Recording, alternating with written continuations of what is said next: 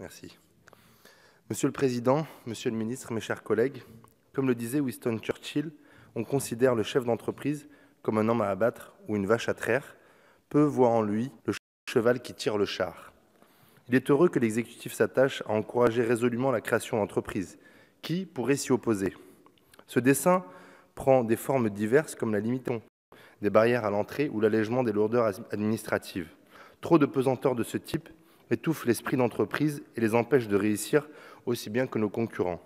En ce sens, je souhaiterais saluer les possibilités offertes par ce texte de pouvoir redresser rapidement les entreprises en difficulté. La vie entrepreneuriale, la vie économique, pourrait-on dire, n'est jamais linéaire. Elle n'est pas faite que de succès et l'on peut apprendre des revers de fortune. Il me semble juste de pouvoir donner une chance à ceux à qui le sort n'a pas souri spontanément. Je salue l'adoption à l'unanimité de l'amendement que j'ai porté en commission dans un rapport gouvernemental sur l'entrepreneuriat féminin en France et la possibilité de mettre en œuvre des actions au niveau national visant à accompagner les femmes créatrices d'entreprises. Je sais que vous y êtes très sensible, Madame la Présidente de la Commission et Monsieur le Ministre. L'entrepreneuriat féminin peine à progresser dans notre pays. Si la France est l'un des pays d'Europe qui compte le plus de femmes qui travaillent, avec 48% de la population active totale, celles-ci restent néanmoins largement minoritaires quand il s'agit de créer leur propre entreprise, alors même que l'entrepreneuriat féminin est un puissant levier de croissance et de compétitivité.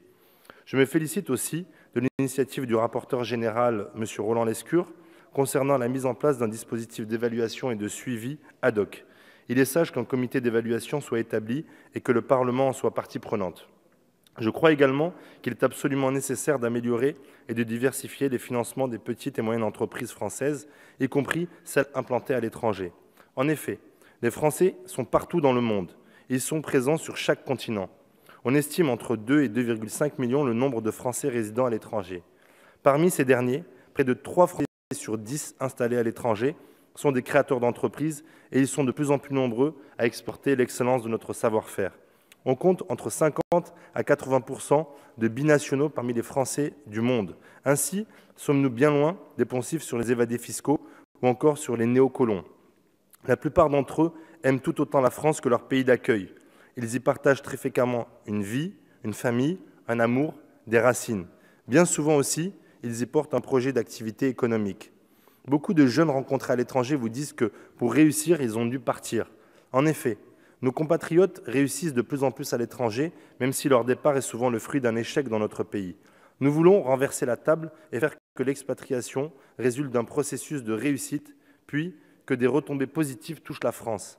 Voilà pourquoi, plutôt que le Made in France, je propose, Monsieur le Ministre, le Made by France. Le Made by France, c'est exporter l'excellence française à travers le monde, à travers nos jeunes, à travers notre diaspora.